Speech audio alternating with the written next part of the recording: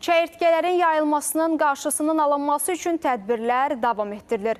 Aqrar Xidmətlər Agentliyindən bildirilib ki, may-iyul aylarında çəyirtkələrin müşahidə olunduğu 6819 hektar sahə dərmanlanıb. Son günlər Abşeron yarımadasında xüsusilə dənizkənarı ərazilərdə də monitorinqlər keçirilib və zərərvericilərin yayıldığı sahələrdə operativ tədbirlər görülüb. Vəziyyət nəzarətdə saxlanılır.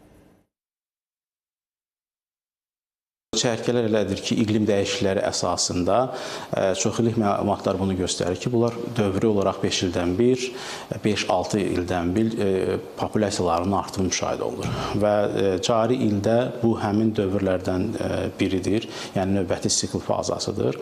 Eyni zamanda iqlim dəyişikliyi də son dövrlər müşahidə olunan iqlim dəyişikliyi də bir daha onu göstərir ki, bu ehtimalları artırır populyasiyaların müxtəlif miqrasiyasını zəruri edir və beləliklə də bizi bir daha həmin hallara hazırlığı olmamıza vadar edir.